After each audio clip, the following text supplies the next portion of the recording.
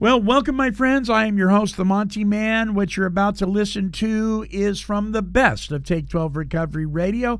This is my sponsor, Bruce H., and myself, talking about Step 12 and the topic of what religion couldn't do, God has accomplished. Part 3. Now, this is the conclusion of this 3-part series, and we want to make that available to you for fun and for free. Visit our website at take12radio.com and click on the Recovery Workshops banner. And there you'll find a whole ton of workshops, and you'll find this one, What Religion Couldn't Do, God Has Accomplished, with Bruce H. and the Monty'man. You want to click on that, and there you'll find all 3 episodes. All right, without further ado, here is Bruce H. and myself on the conclusion of this series, What Religion Couldn't Do, God Has Accomplished. The views expressed on this special broadcast of the Take 12 radio show do not necessarily reflect those of KHLT Recovery Broadcasting or its affiliates. KHLT is not affiliated with any particular 12-step fellowship. Once upon a great frontier, not so long ago, the hope of man and earth were so connected. This beautiful creation, here to help us grow, is watching as it slowly slips away.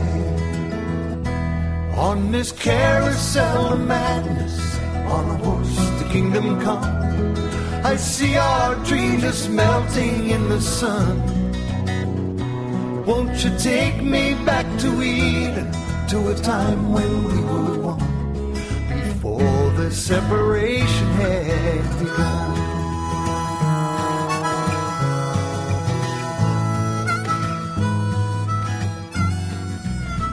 Well, greetings, my friends, and welcome back to part 3 of a 3-part series that we put together here at take12radio.com on your internet dial. With Bruce and myself in the studio once again with you. It's always a pleasure to have you tune in. If you're listening to this on CDs or a portable device, our website is take12radio.com, and our email address is take12radio@comcast.net. Otherwise, you can just click on the contacts link. Before the separation had begun, man, we sure didn't make a mess of things. Before it had begun, however, God and man lived in harmony, and we can have some of that back. We really, really can, but it is going to depend on our Heavenly Father, the Creator, the God of the living God. It really is, and it's not going to depend on the stuff that we do. It's going to depend on Him, and He wants to have right fellowship with us. We are looking at as sort of step 12. We've done 10 and 11, and we're putting this thing together as a 3-part thing for you guys to enjoy and to hopefully apply and implement in your lives. And Bruce is going to introduce exactly what he's doing. Of course, this is called What Religion Couldn't Do, God Has Accomplished, Part 3. So I'm just going to turn it over to Bruce. What's going on, buddy? Hey, Monty. It's sure glad to be back, and I'm glad you invited me back to do this last part. And yeah, with his guidance, maybe we can do a little something here. Okay. And I'd like to just review a little bit of what we've done for people to know just what it is that we're doing here. And what we done was we was talking about this spiritual experience or awakening, and the importance of that, because if our sobriety is contingent upon that, just what is it, and how do we maintain it, and how do we get it, and all of those things. And what I did was I went to the spiritual experience in the back of the book. They put an appendage in there, and it said in a little paragraph in the back of it there, it said, most of us think the awareness of a power greater than ourselves is the essence of a spiritual experience. It says our more religious members call it God consciousness. So it's this spiritual experience, it's awareness of God in our lives today. It's called an awakening. It's called an experience. It's called God consciousness. I think they're all talking about the same thing here. I agree. So that's what this thing is. And then I used step 10 to develop that. And what we learned in step 10 is that it was a continuance of 4 through 9. Step 10 was That's what the first word he says. And it says, we have entered into the world of the Spirit. Our next function is to grow and understand, and an understanding of its effectiveness. The effectiveness of what? This new awareness of God and His, wonderful work that He has provided for us. And so that's what this is about, grow it. Like some of it call it perfect and enlarge, to practice these spiritual principles, these tools that's been given to us to develop this new God consciousness. Right. To grow in that. And then when it just says, we watched for selfishness, dishonesty, and resentments and fear. And when they cropped up, we asked God to remove them. See, He was the one who was going to do this. This is something He's doing for us. You mean we don't remove them ourselves? No. We don't work on our character defects? No, this is... Been there, tried that. Yes, and that's what step 10 is. Remember we went over where a lot of people had confused it. Yeah. And at the last part of that, in step 10, it says it's easy to let up it's easy to let up on the spiritual program of action. It says every day is a day when we must carry the vision of God's will into our activities. It's His will, learning to grow and learn what that is, It says, how can I best serve Thee? Thy will, not mine, be done. That's huge. That's monstrous. And he says that's the proper use of the will. Mm-hmm. When we're lined up with Him and wanting to do His work, then we can use our willpower all we want. God's not going to remove our self-will. Mm-hmm. But when we put it in line with Him, that's the proper use. Now, you can argue with me, you can argue with the book, but that's what it's saying. That's what it's saying, sure. Mm-hmm. Yeah. And then I went over, it says we sense the flow of the Spirit into us.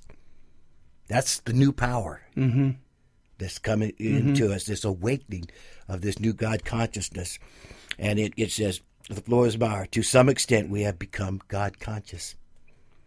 See, we're at this. And then it said, then we go to step 11. And step 11, I hope I made it clear, that's that daily thing that they have. That's where it's self-searching, meditation, and prayer is what we use for this. And it goes right through that, how we look at our day, and then we go to Him in the 24 hours ahead, and we ask Him for direction, and we pray and do our meditation.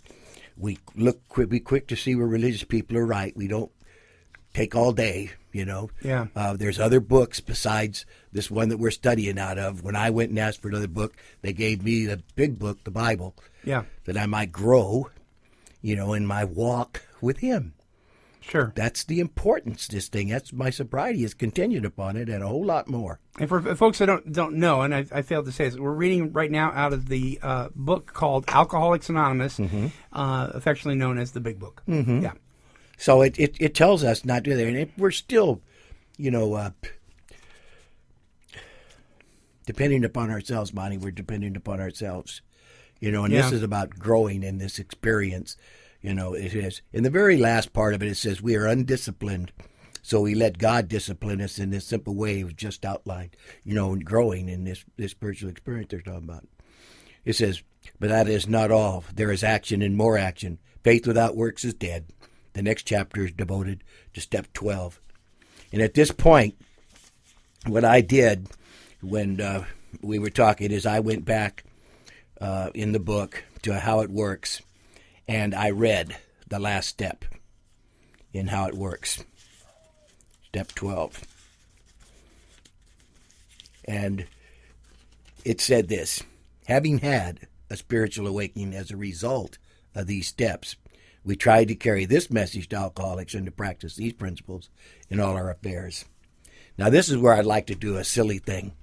Most people that had any sense at all would go right into what step 12 is, because that's where we become servants and we pass along not only our experiences with alcohol, but this experience we've had, this awakening, our spiritual experience. With God. Yes. Yeah. This is what we're supposed to. We get their attention by our alcoholism, because that's one alcoholic talking to another. But we tell them about this other wonderful thing, this solution that we found, this right. God consciousness. And the minute that you start doing step 12, working with others, and then it's got a chapter to the wives and the family afterwards, and then to the employers and a vision for you. I think that it's obvious at that point that you're trying to pass this thing along. But what I'd like to do at this point, because we're on this little small topic about this awakening and the importance of that, is to drop off right there. That's where you start step 3. And this is right at the end of the ABCs. They read this every day in an Alcoholics Anonymous meeting. And it says, being convinced of something. Being convinced of what? Of steps 1 and step 2. Yeah. That we're powerless. And we needed a power by which to live. And we have to be, it says being convinced. It's assuming there that you are 100% convinced. Right. Yeah. So I went back to that to show you that this can be a process by which this happens. Right. And that we have to look at what it is. Because if you're still sitting in the rooms with 14 years, Monty, and you're still angry at God or angry with others, when you come to step 3, where we're at right now, you're not going to turn your will and your life over to the care of God. Good point. And it's by the steps. And I think this little section here of step 3, the precursor to that, it actually sums up all of step 1, all of step 2, and opens up the door to step 3, to what it is we're going to walk into. Because I believe the reasons all the steps are written out in the book before you do step 3 is the decision that we're making to turn our will and our lives over to the care of God, which says, how will we do that, and just what do we mean by that? Well, we're going to do the rest of the steps to get out of our way what's been blocking us off from the sunlight of the Spirit. And the only way that's possible is with God's help. Yeah.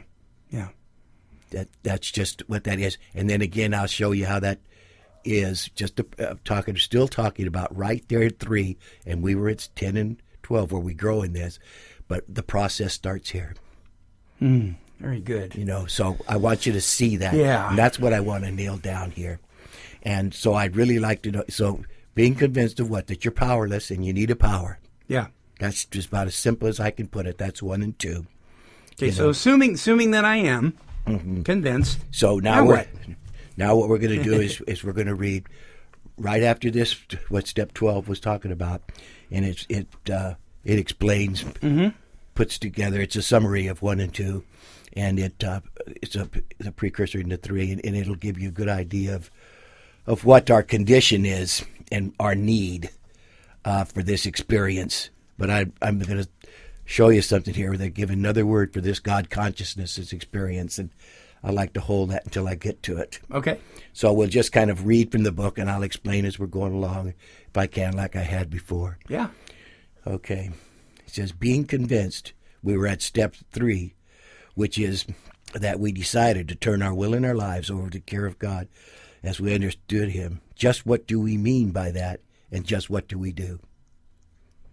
And then he goes, the first requirement is that we become convinced that any life run on self-will can hardly be a success. On that basis, we are almost always in collision with something or somebody, even though our motives are good, even if they're good. That's really important. But I meant well. Yeah, go look at the 7-step prayer that we go on later, because I'm talking about these are the tools by which we use. Yeah. And there's no power in the tools. Remember, we've talked about that clearly before. The power is God. But the tools that we're using are these 12 steps. That's the method by which we're doing it. So even though our motives are good, so go look at the 7-step prayer. This is where we turn over the good and the bad, everything, to Him. See, that's that process that we were talking about. It says most people try to live by self-propulsion. Each person is like an actor who wants to run the whole show. He is forever trying to arrange the lights, the ballet, the scenery, and the rest of the players in his own way. If his arrangements would only stay put, if only people would do as he wished, the show would be great. Everybody, including himself, would be pleased. Life would be wonderful. In trying to make these arrangements, our actor is sometimes quite virtuous. I'm like, sure, you bet. He may be kind, considerate, patient, generous, even modest and self-sacrificing. See, and we think we're that. Yeah. On the other hand, He may be mean, egotistical, selfish, and dishonest, but with most humans, he is more likely to have varied traits. Most of us just think we're one way or the other. Yeah. But we got both things kind of going on in there. You bet. Yeah. So he's given this description, saying, now what I'm trying to tell you. It says what usually happens, the show doesn't come off. Yeah. He begins to think life doesn't treat him right. He decides to exert himself more. He becomes, on the next occasion, still more demanding or gracious, whichever one it is. I wasn't gracious enough, so I'm going to be more gracious. Yeah. Or I wasn't demanding enough. I need to press in harder. Right. Yeah. Wow. As the case may be. Still, the play doesn't suit him. Admitting he may be somewhat at fault, he is sure the other people are more to blame. He becomes angry, indignant, self-pitying. What is his basic trouble? Okay. Is he not really a self-seeker when trying to be kind? See, no matter what side he's on. And this is what I call the 5 yeses. So you might see if you can answer each one of these, and I think it'll be okay. So I'll go over those 5 yeses, right? What I call them the 5 yeses. They were yes for me. Is he not really a self-seeker even when trying to be kind? Even though I think it's okay, I'm just going to say yes. I'm just going to leave it short. Yeah. Yeah. Is he not a victim of the delusion that he can wrest satisfaction and happiness out of this world if only he manages well? Yeah. Mm-hmm. Yeah. You bet. Yeah. Is it not evident to all the rest of the players that these are the things he wants? Yes. Mm-hmm. And do not his actions make each of them wish to retaliate, snatching all they can get out of the show? Yes. So if we're bumping his kaboom, kaboom, kaboom. If we're good, it doesn't matter how quite, if we're selfish, dishonest, or if we're, trying to be considerate and kind. Now listen to this. Is he not, even in his best moments, a producer of confusion rather than harmony? Yeah. That's a hard one to accept, man. Mm-hmm. Because we have had best moments that came out really, really well, but I've learned that even in my best moments, I can really, chaos, brother. But we're selfish and self-centered people. Yeah, you see, and we're trying to set the stage, the actors, everything. We think we can manage. See, that's man trying to control everything. That's separation from God. Yeah. That really is. That in your introduction when you was alluded to that and before. Yeah. That's our separation. Then he makes this statement. Remember, he's trying to make this clarification here. He says, our actor is self-centered, egocentric, as people like to call it nowadays. He is like a retired businessman who lolls in the Florida sunshine in winter, complaining of the state of the nation. So what you're saying is that a person doesn't necessarily... We think of somebody who's egotistical or self-centered as having an attitude. You can have a good attitude. Mm-hmm. You can appear to everybody, including yourself, as a very humble, gracious person. Right. And still be selfish and self-centered. That's right. Yeah. Boy, that's a hard one to swallow, Bruce. Yeah, but for a lot of people. Yeah. See, that's why we do this thing, to look at that and see if this is true about you. Mm-hmm. And I agree. It is about me. There's going to make some amazing statements here on the next page that just ought to blow you out of the water, because they're about what alcoholism and what the root cause of it really is, and why we need this God consciousness. I mean, it's so, so vitally important. Our lives depend on it. Yeah. Our very lives depend upon it. And I'd like to point out that all of these next little people they're going to talk about, the businessman and the minister and all, they're all the same. Mm-hmm. Just remember that when we get through this. Okay. When we go through this. He is like the retired businessman who lolls in the Florida sunshine in the winter, complaining of the state of the nation. The minister who sighs over the sins of the 20th century. Politicians and reformers who are sure all would be utopia if the rest of the world would only behave. The outlaw, safecracker, who thinks society has wronged him. And the alcoholic who has lost all and is locked up. He says, whatever our protestations, are not most of us concerned with ourselves, our resentments, or our self-pity? Yeah. Yeah. Whoever we are. I don't want conflict between two people because bottom line is I don't want to have to deal with it. Well, so no matter who they are. So the alcoholic thinks he's so different. Right. But he's not, is he? No. You know, No. he really not. So here comes the next two paragraphs are just overwhelming to me. And when I understood these, and I had to understand the first two steps first, you know, I was powerless and I needed his power. He said, selfish and self-centeredness, that we think is the root of our troubles. It says, driven by 100 forms of fear, self-delusion, self-seeking, and self-pity, we step on the toes of our fellows and they retaliate. Yeah. Sometimes they hurt us. So sometimes we do get hurt, but most of the time we'll see we placed ourselves in a position. And seemingly without, they hurt us, seemingly without Provocation? Yeah, provocation. But we invariably find that at some time in the past, we have made decisions based on self, which later place us in a position to be hurt. Ooh, you mean our troubles of our own making? You bet. Whether we have good intentions Or not. or not. Yeah. I mean, this is what the book is saying. And Yeah. I mean, this is really hard stuff, but this It is.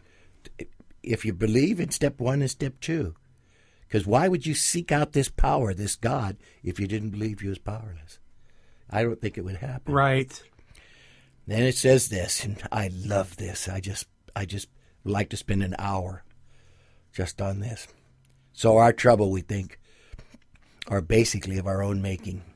They arise out of ourselves. And the alcoholic is an extreme example of self-will run riot. Though he usually doesn't think so. We call it denial. We call it a lot. Here, Monty, today we're calling it our separation from God. Yeah. This is who we are, our fallen nature, because we don't have him in our lives. Above everything, we alcoholics must be rid of this selfishness. We must, or it kills us. Yeah. Yep. And then it says this, God makes that possible. Not a meeting, not the knowledge that's in this book, not me, not you, but God. God does it. God and God alone. And there often seems no way of entirely getting rid of self without his aid. Then it goes on. Many of us had moral and philosophical convictions galore, but we could not live up to them, even though we would have liked to. That's just, it's just who I was, Monty. It's not that my mom didn't bring me up right and that I didn't have all these. I just couldn't live up to them. All I thought about was myself. When you're as selfish and as self-centered as this is talking about, it's worship of oneself. And we're going to go on, and the book is going to talk about that. Wow. If you think I'm kidding. Yeah. I mean, it's just plain as day, Monty. It says, neither could we reduce our self-centeredness much by wishing or trying on our own power. You could just wish and try and talk about all you wanted. We had to have God's help. Now, either you believe that or you don't. Either it's true or it's not. I got to say this. I'm just thinking here, all the times that I would run down to the altar at church and God, I'm sorry, I did this week and blah, blah, blah, blah, and didn't feel any different except for in the emotional part of it. But the rest of the week and did it again and did it again. You know what I was doing, Bruce? I know this today beyond a shadow of a doubt. I was depending on my obedience, not God, but my obedience to what he wanted me to do to be the thing to deliver me. I think so. Yep. And Monty, I'm going to try to explain that at the end of the next two Cool. paragraphs. That very thing. Mm-hmm. And if I get off base, then you might bring that back up again, because Okay. there's so much here that I'm just know. overwhelmed by it. I just pray that everybody understands what it is we're talking about here. So here comes this amazing statement right after this other one that I'd like to just spend an hour about this part about where God makes it possible. It's not us, it's him. It says, this is the how and the why of it. First of all, we had to quit playing God. Mm-hmm. Remember what I just said a few minutes ago? Yeah. That this is worship of oneself. We think we can do this without God.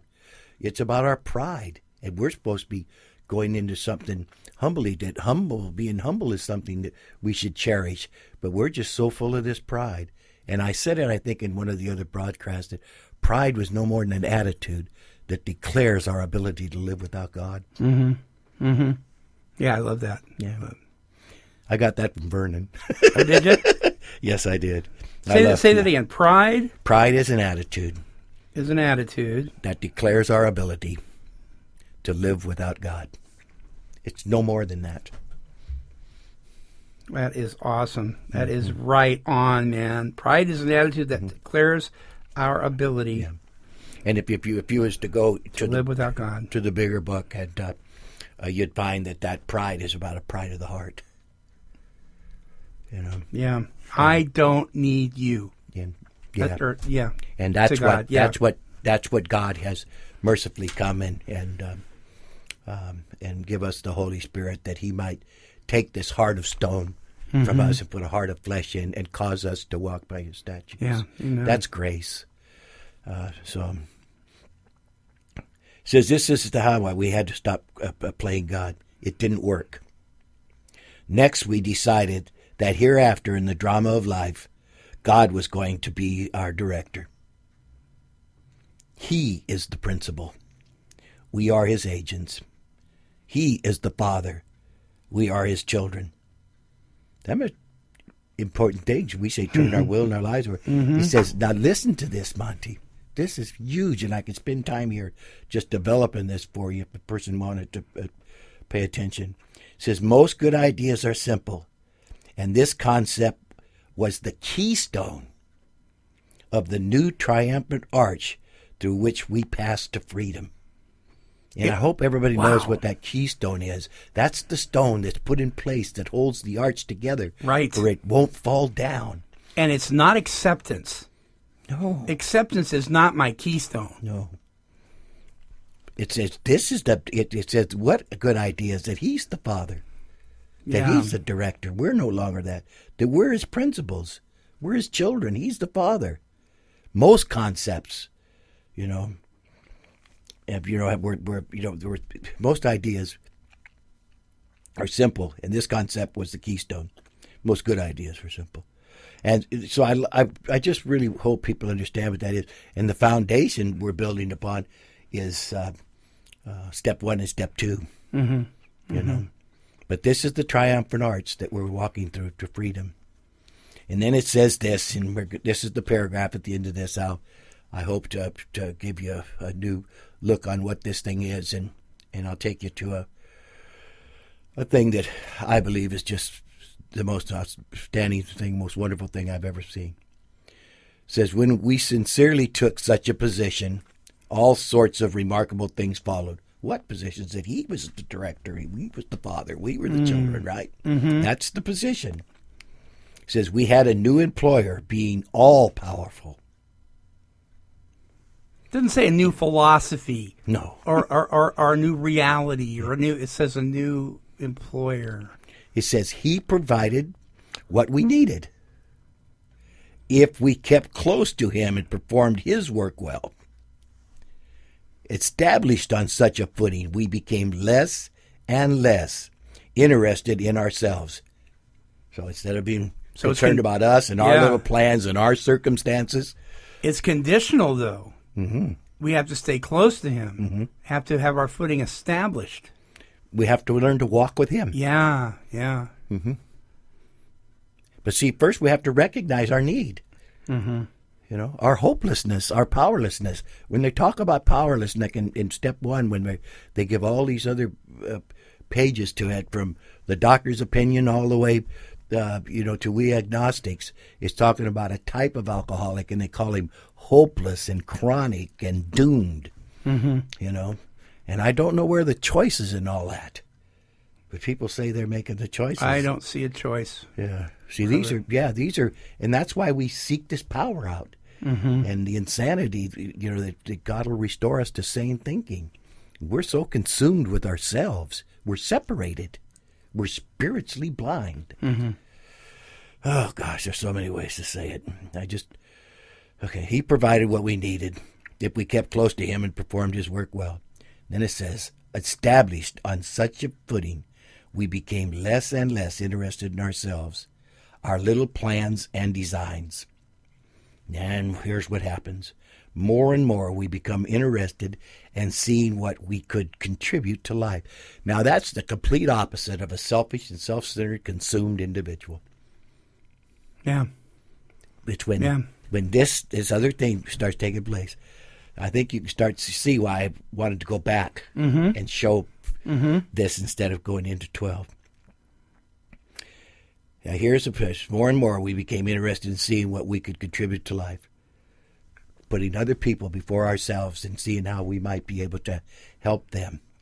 It's called altruism.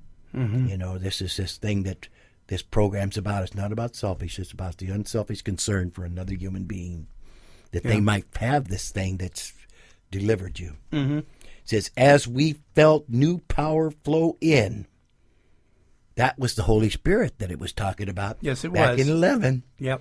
You see, here they're calling him something else because we're just at the very beginning. We don't want to offend nobody.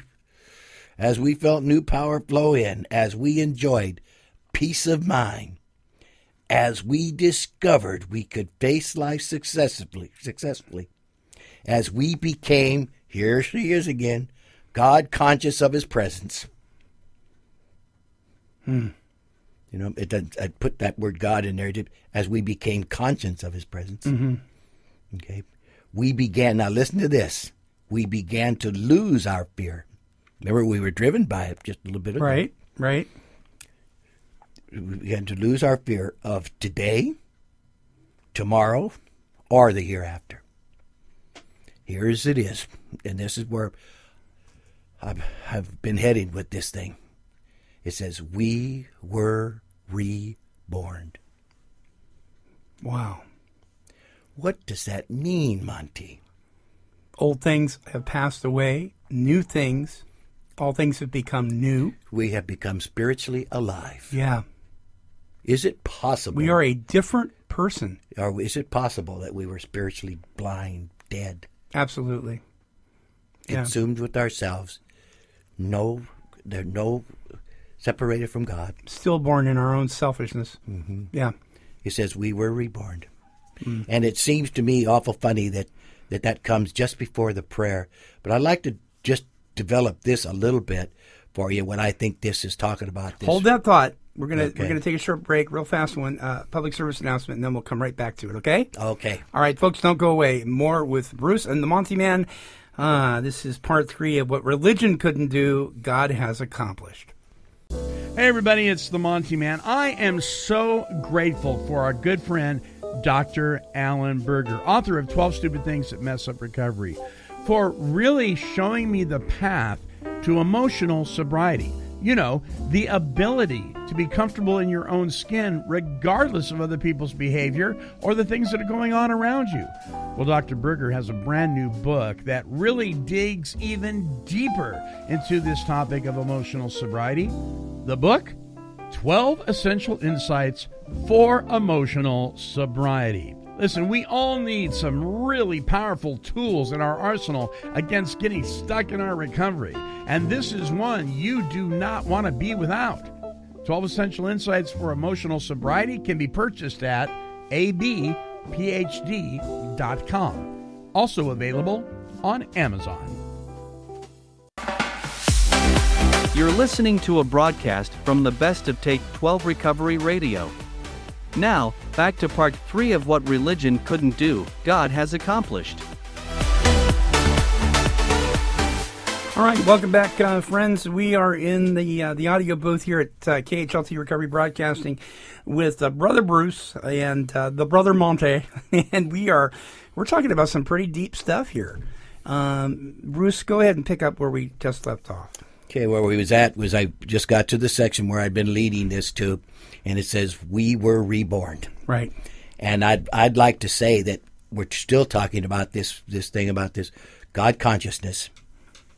You know, being aware of His presence, this awakening, this experience, you know, however you want to word it, is talking about we were reborn. And I think that's our separation from God, this spiritual birth that takes place when we recognize our hopelessness and our need for Him. And I think that it talks about that in this book, and we talk about our separation. It talks about the grace of God. Now, I've heard many, many, many times in the rooms and other places that this isn't about grace. And I'd like to show you that I think that's just what this is talking about. This is God's grace, that what He's done for us that religion couldn't do, that He's prepared the way, and for us to be reborn if we'll just accept Him and let Him into And you're our talking hearts. about the religion when you say religion couldn't do, whether it's the church or the religion of an AA meeting, or the religion of an NA meeting, or any, because it's all, we can get very religious. No, when I read this to you, you'll understand what I think it is. It's what God has accomplished, what God has done for us. What God has done. This gift that all we have to do is lay a hold of. Yeah. But we've been blind. Yeah. Call it anything you want. All right, sock it to us, brother. It's talking about grace. Yeah. It's what it is.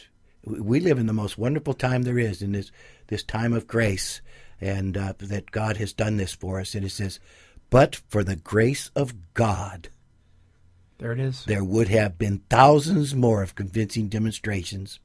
So many want to stop but cannot. Monty, this just might be my opinion, but from what I've learned, and I've looked at this and did a little bit of study on this and grew in my knowledge and understanding of who God is, and you just can't take anything away from or add to grace and it still be grace. It's all of God. It's something that He has given to us, and I can develop that for you. We can talk about that if you want, about that, what that is. But He came and died for us, Monty. Yeah.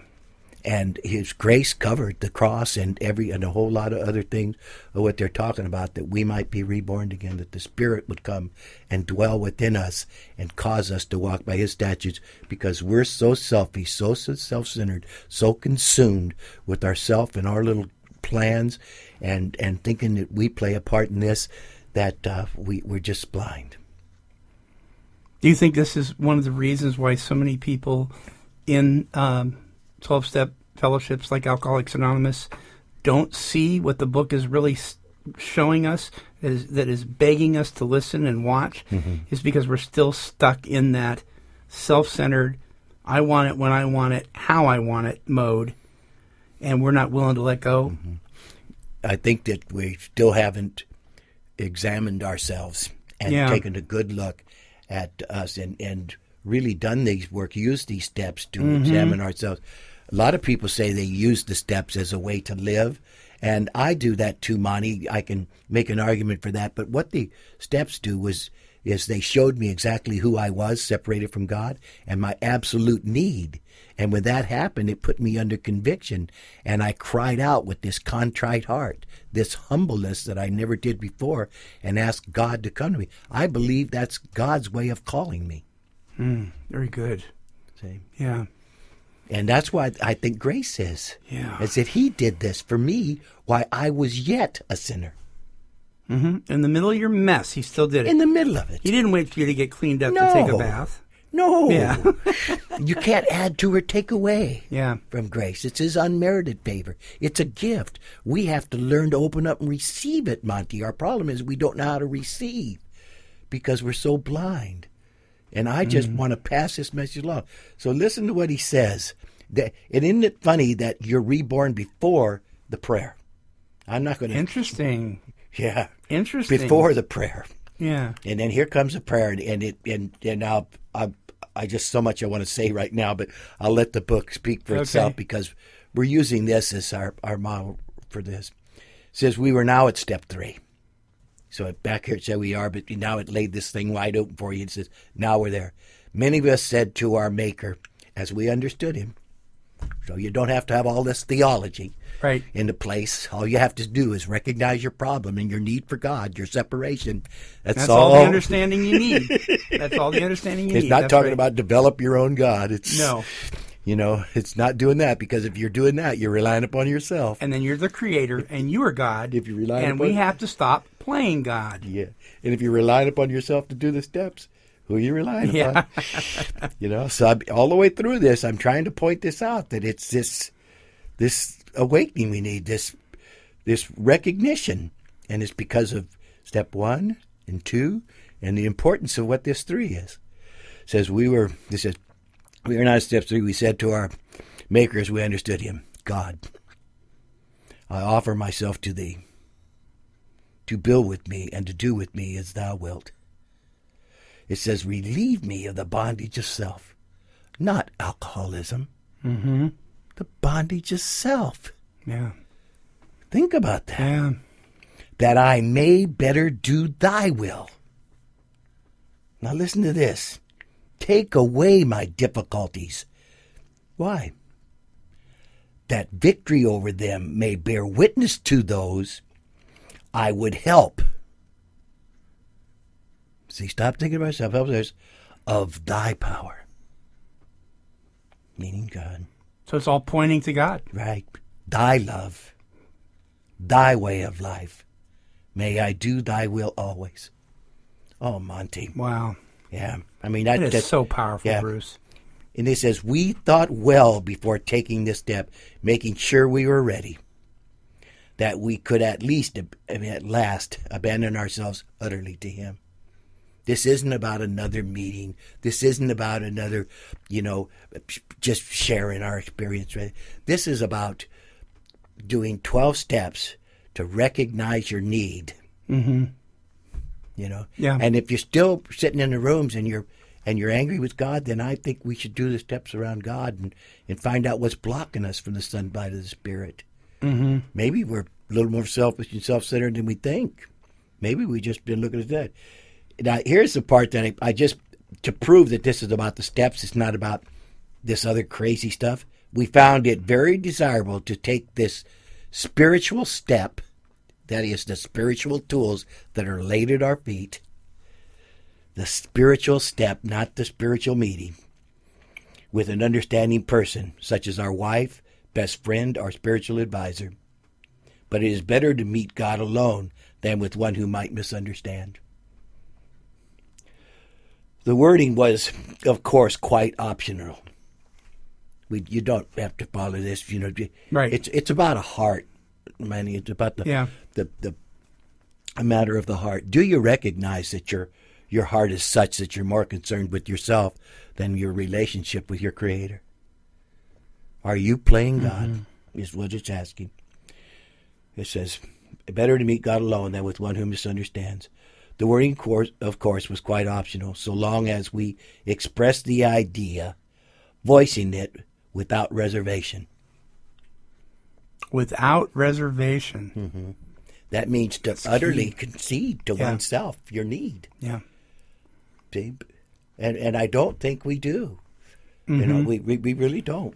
Because of this pride issue and this selfish and self-centeredness. It's evident that we don't, because we are so meeting dependent, even book dependent. I read the book, therefore, or 12-step call dependent, or service work dependent. Exactly. Yeah, we think that's going to do it. I'd like to say something about the book and about knowledge and all those things.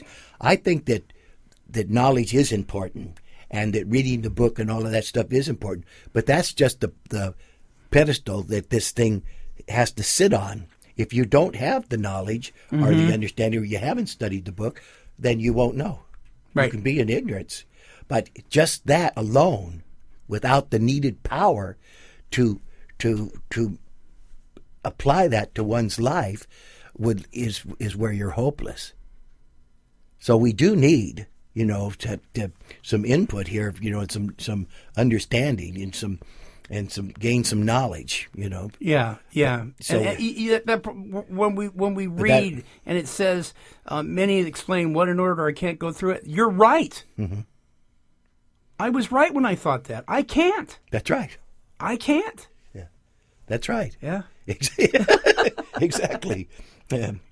Okay, let's see. It says, a voice in it without reservation. This was only a beginning, though if honestly and humbly made, if you understand, that if you honestly and humbly, you understand and you go to him with this contrite heart, in effect, sometimes a very great one was felt at once. And and you don't have to wait. Yeah. This can happen to you if you'll follow these, if you really have a grasp what this thing is done. Yet they talk about you can't have the educational variety. There are some that come in. Right. There. We sit and we want to go on. Now I'm going to read this next little paragraph, and then we can talk about this for a few minutes if you want, Monty. But the reason I'm going to read this is because, again, I think this one's that one where it launches us into the next step. Mm-hmm. But there's always in those little pieces between each step, there's a wonderful little key in there in every one of them that I've found as they move you from one step to the other step. And I'll try to grasp that if I can, and then we can close today and maybe talk about this a few minutes if you'd like. Okay, next we launched out on a course of vigorous action, the first step of which is a personal house cleaning, which many of us had never attempted. Though our decision was a vital and crucial step, and that's the decision we just went over, it could have little permanent effect unless that was followed by a strenuous effort to face and be rid of the things in ourselves which were blocking us. And at this point, blocking us from what, Monty? From the sunlight of the Spirit, from that flowing in, that power that we needed. Yeah. And then it says this, Monty, a little catchphrase for you. Our liquor was but a symptom, so we had to get down to the cause and conditions. And then you launch into the next step. Now, Monty, I'd just like to do one little last thing, and this is the last thing, and I'm just going to read it. I said I'd like to develop this thing about the grace of God. That was on page 25. I didn't mention what that was. I suggested everyone, if they could, would pick up the book and read it. It goes from page 24 on to page 25. Then it makes this statement about there is a solution. And it just, I think Bill does a job here, a marvelous job of the description of what God's grace is all about. And I'd just like to read it and close with that if I could, because I think it's one of those marvelous things. Look, can I say this? Most marvelous experience I ever had. It propelled me. It gave me purpose and direction for the first time in my life. Wow. And All right. And that's what this is. The great fact is just this and nothing else, that we have had a deep and effective spiritual experience which have revolutionized our whole attitude towards life, towards our fellows, and towards God's universe. The central fact in our lives today is the absolute certainty that our Creator has entered into our hearts and lives in a way which is indeed marvelous. He has commenced to accomplish those things for us which we could never do for ourselves. And then he closes with this.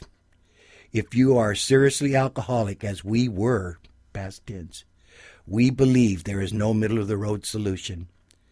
We were in a position where life had become impossible, and if we had passed into a region from which there is no return through human aid. We had but two alternatives. One was to go on to the bitter end, blotting out the consciousness of the intolerable situation as best we could, and the other was to accept spiritual help. That's what God has provided for us. And there lies the complete and 100% solution Yes. to our problem. Yes. Yeah. You can't add to it. You can't take away from it, or it would not be grace. You know, you said a word that has just intrigued me just as of late. We launched forth. A friend of mine has a friend who's a pilot for the Air Force. He said launched means going from 0 to 200 within seconds. We didn't hesitate. We didn't wait. We didn't, we now, boom, right now, Mm-hmm.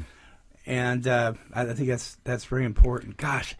Remember that little line we talked about earlier, and I think we've talked about it before, and we read about it today, where it says, faith without works is dead. Right.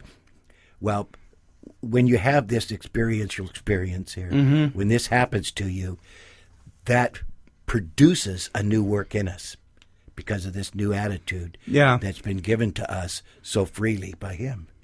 And so that propels you forward because of this great work that He has accomplished in you. And so when they're saying it's not about us working for faith, it's about faith producing a new work. He said all things are new. And that's what He's doing, and he this work in our lives. And I just hope everybody sticks around long enough to find out what that is at. Yeah, what that's all about. And all things are new. Old things have passed away, but we have this tendency to go try to dig up the old guy, carry the old bones around with us. And for a long time, Bruce, I would say, "Well, I fell into my old nature." And my pastor said, he said, wait a minute, that's gone. That's been gone. You're developing a whole nother mess here, perhaps, but God, that's gone. I think where they messed up, Monty, is again they've twisted something and got it a little out of shape. And what we're talking about our defects of character and things like that, how God will mightily use those, is that we no longer wish to shut the door on that. Right. You know what I mean? Because now God will take our greatest defects and turn it into our greatest assets. We'll be able to use that to gain the confidence of another alcoholic, for we can tell him about this wonderful message. So we're no longer afraid of it, and it's no longer ruling our lives or controlling us, but God has turned it into our greatest asset. Yeah. See, and that's just absolutely wonderful. We no longer have to wallow in it and be depressed and feel helpless and hopeless anymore. Yeah, yeah. And if there's not a meeting to get to, we can stay sober. We can remain this new creature. It's contingent upon the spiritual right. walk. Not the building that we're in. Going to meetings isn't going to get you sober any more than going to church is going to get you saved. What if it's just possible that what we're talking about here is on a daily basis learning to walk with God? Yeah. And that's what we do on that's a daily what it's basis. teaching.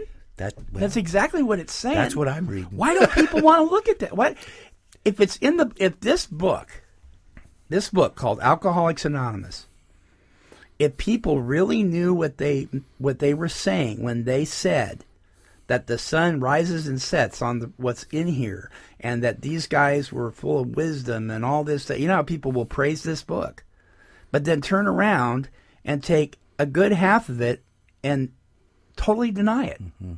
Sounds familiar, doesn't it? Sounds familiar. Why do we do that? Well, Monty, I think you and me have been over this before, and it just amazes us because once you know, you know. Yeah. Somebody told me once, never mistake a belief for a knowing. Check it out for yourself. Yeah. See, I don't really want people to believe me. What I want them to do is do this for themselves and check it out for themselves. But here's the key, and I think we've really touched on this a few times, you and me. If you don't believe you're powerless, why would you seek a power? Yeah. See, if we're really as self-centered and self-sufficient as this book says we think we are. And, all my life I thought that was freedom. And then I found out it was my bondage. Yeah. And I found out how powerless I was. And then now my dependence upon God has given me total freedom. Yeah.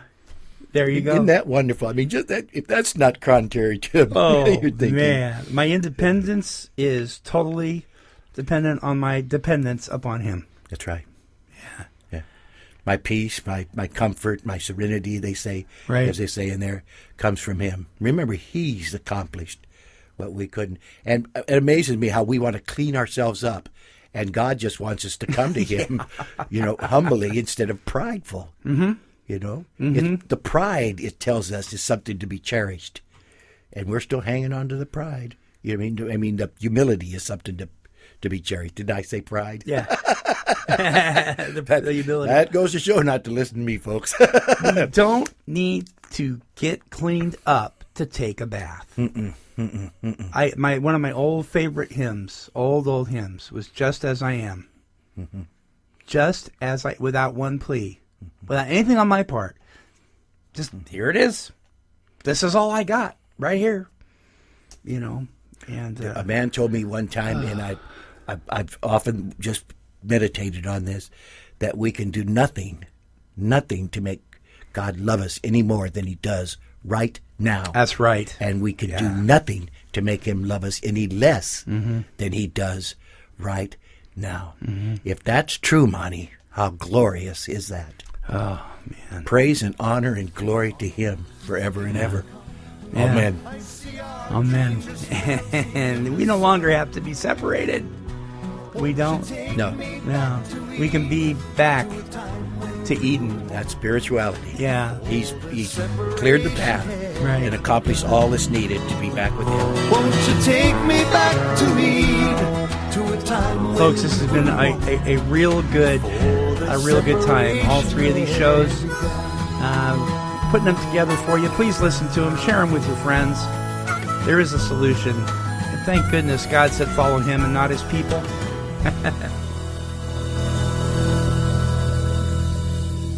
This has been a broadcast of KHLT Recovery Broadcasting.